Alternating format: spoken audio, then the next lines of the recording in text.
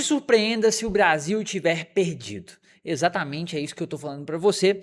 Vamos comentar sobre esse jogo entre a seleção brasileira contra o Japão e aqui a gente vai falar sobre o primeiro tempo especificamente neste momento do vídeo. Então vamos começar, meu nome é Heitor Amaral, para você que não me conhece, sou comentarista, um pouco também de analista, quem sabe até narrador, enfim, menino prodígio, vamos embora, vamos começar falando do que rolou nesse jogo e agora eu vou mudar a tela aqui para vocês verem tudo o que aconteceu nesta partida. E aqui ó, vamos ver, já tá na tela, senhoras e senhores, essa é a escalação da seleção brasileira. Aí a gente tem aqui o Alisson Becker, temos Douglas Santos, Gabriel Magalhães, Marquinhos e Danilo que pelo menos nesse primeiro tempo não entregou tanto que a gente esperava pelo último jogo que fez. Casimiro também, que muito mal, de verdade, não gostei muito do jogo dele. Bruno Guimarães, Lucas Paquetá também que foi mais ou menos.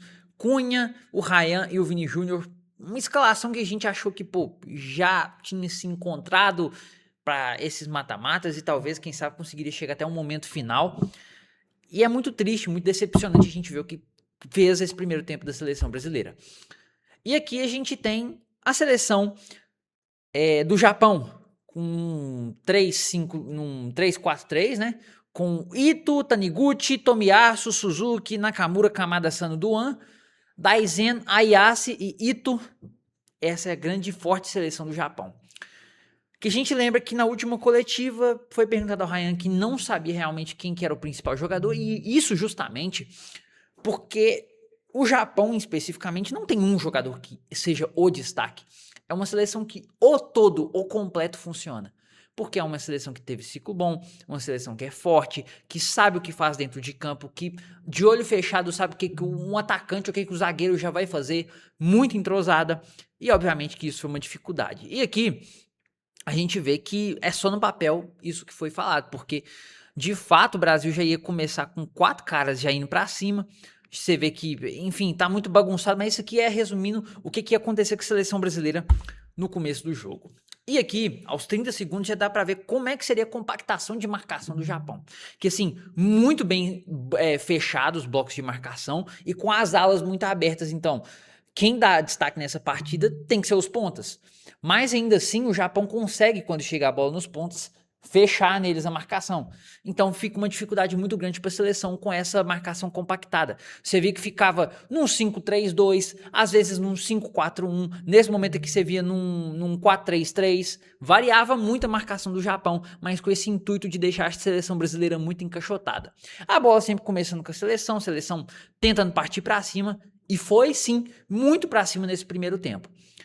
Conseguiu ter muito mais atributos de posse de bola, teve sua primeira finalização de cara chegando muito perto do gol, mas o Suzuki acabou conseguindo catar em alguns momentos, estava muito bem nessa partida, e você via uma seleção brasileira chegando muito, e no momento que o Japão tentava chegar, o Brasil conseguia encaixotar e fechar. Era basicamente o que estava acontecendo com a seleção brasileira, pelo menos nesses primeiros minutos. A gente teve um Vini que estava sendo muito acionado, principalmente pelo Lucas Paquetá, que, beleza, fez uma partida até razoável, mas que os passes em si faltava um pouquinho mais de capricho, sabe? Chegar um pouquinho mais lento pro cara pegar e chutar.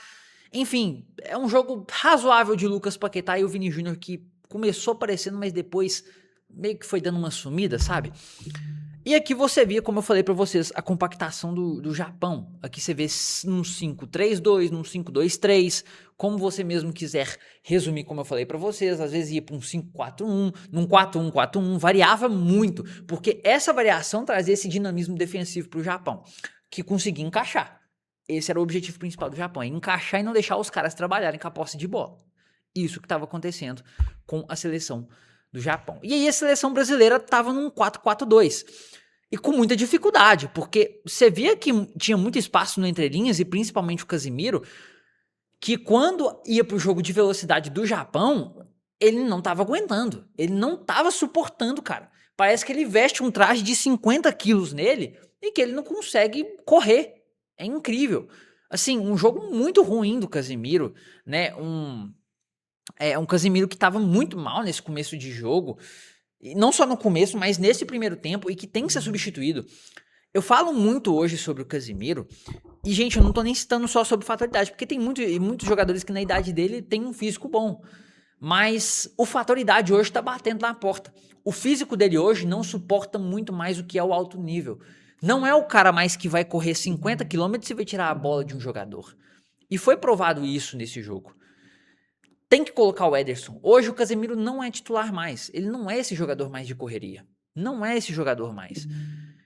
O meio-campo hoje sente muito quando o Casemiro tá de titular. E até no jogo da Escócia também. Sente muito, cara. Então acho que seria de necessária mudança a gente tirar o Casemiro para esses próximos jogos.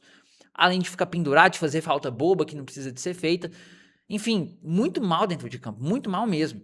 E não só ele, como também o Danilo, que além dele ter errado muitos passes, o Danilo também, assim, desconcentrou no jogo, desconexo, né? Ele ganhou titularidade, mas muito mal merecida. Acho que o Ibañez ali vai ter que ser substituído, vai ter que fazer muita mudança nesse segundo tempo a seleção brasileira, caso queira vencer.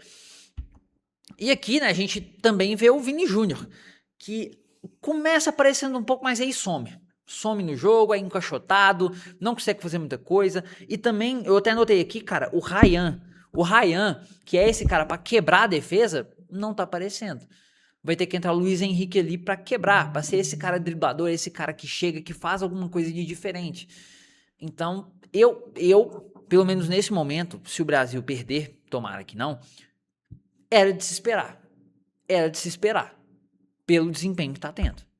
A gente viu o Matheus Cunha também, que é um dos únicos, pelo menos, que tentava alguma coisa, que chutava, parecia.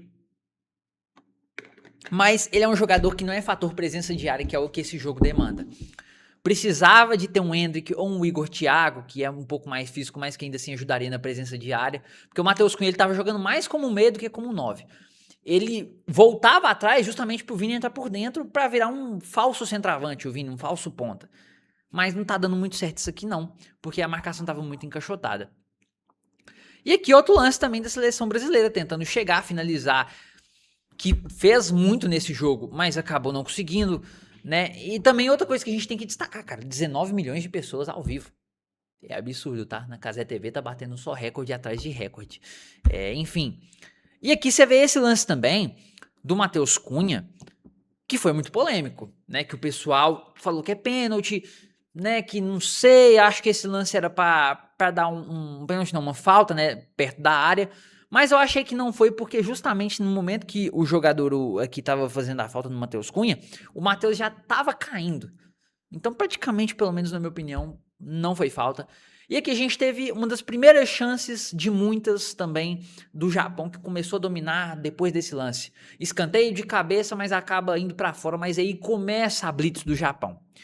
E aí depois disso, vem o gol do Japão, 1-0. E aqui, adentrarmos que primeiramente, mérito do Japão, foi um golaço, os caras muito bem encaixotados, muito bem entrosados, assim, um lance que foi muito bom pros caras. E aqui, cara, a gente já tem que citar o erro deles, da seleção brasileira que eu falo no caso. Basicamente, a seleção brasileira em si não estava muito bem no sentido de quando o Japão recuperava a bola, e a gente sabe que o Japão é um time de velocidade. É um time que não vai vir para dominar a partida, mas que em um lance, se for rápido, pode conseguir definir. E foi isso que aconteceu. E aqui você pensa, pô, foi culpa totalmente do Casemiro? Eu não coloco 100% no Casemiro, não. Porque eu vou te mostrar no lance aqui, o Danilo. Ele erra nesse passe, e aí o jogador recupera a bola. O Casemiro, como você pode ver aqui na corrida, eu não lembro se é esse jogador aqui que é o Casemiro, eu acho que é ele que é, não, é que é o Paquetá. Eu acho que vai ser aqui o Casemiro. Mas ele já tá com o tronco virado pra corrida pra lá. Até que ele faça o movimento de virar, né? E também foi muito mais culpa do Danilo esse passe, né? E esse momento do gol. Até que o Danilo vire o corpo pra dar a arrancada, aí é muito difícil de pegar. E aí, justamente, acabou que o jogador do Japão ficou livre, o Casemiro chegou atrasado, quase fez uma falta, chutou no cantinho, faz 1-0. E aí não crucifiquem totalmente o Casemiro, porque foi partes de culpa do Danilo. A movimentação do Casemiro, claro, condiz muito com que esse gol tenha sido tomado, mas também o Danilo foi um dos principais culpados, pelo menos na minha opinião, sobre este gol por conta justamente do passe errado. né? O Danilo que, pô, cara, também não tá indo muito bem nesse jogo, só depois que começa a aparecer um pouco melhor nessa partida. E aí, o Vini começa a tentar chamar um protagonismo que, convenhamos, não vai dando tão certo, sabe? Vai tentando chutar, o Matheus Cunha também tenta finalizar e acaba passando perto, mas chutes fracos. Um Brasil que com pouca objetividade, como eu falei pra vocês. Muita posse de bola, mas muito desorganizado. Muito desorganizado, os jogadores não estão entrosados ainda. É muito complicado a gente falar dessa seleção brasileira e aqui a gente mostra o que eu disse pra vocês da falta de entrosamento. Casemiro e Matheus Cunha se trombam, cara. Não existe você fazer isso. Tipo, é a Copa do... Como é que tu faz isso, cara? Isso mostra o tanto que a seleção tá desentrosada, tá uma situação muito complicada.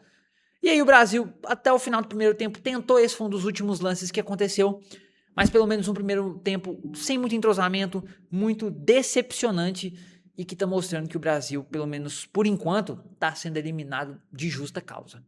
Essa, pelo menos, é a minha opinião. Agora veremos o que vai acontecer nesse segundo tempo. E conseguimos virar toda essa parada e reverter a situação. Então vamos continuar aqui falando para vocês sobre este jogo.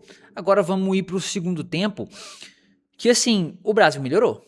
O Brasil teve a resposta que precisava de ter, tá ligado? Eu vou até colocar aqui, porque antes de começar o segundo tempo, a gente viu que o Endrick estava se preparando para atuar dentro de campo. E aí aconteceu, o jogador acabou entrando. Acho que essa partida não era muito para ele, porque pelas características que ele apresenta, de fato não é um tipo de jogo que ele apareça tanto. Era mais para um Igor Thiago, que é um cara de mais presença de área, mais físico. Mas enfim, do mesmo jeito tomou essa decisão Ancelotti. E aí a gente viu que o Paquetá lesionou. Tomara que não seja nada de grave, sentiu o posterior e um pouco também do joelho ali.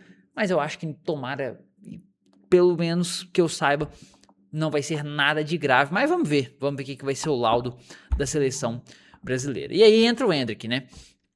E o jogo já muda muito, porque se o Japão tava no primeiro tempo, finalzinho, ameaçando muito a seleção brasileira, deixa eu até ver como que eu estou posicionado aqui, no jogo em si, a gente viu que o Brasil melhorou muito. Aí você viu um Danilo marcando mais, a gente viu um Casemiro que, se no primeiro tempo estava uma bosta, no segundo ele apareceu muito, apareceu demais, foi excepcional no que estava fazendo.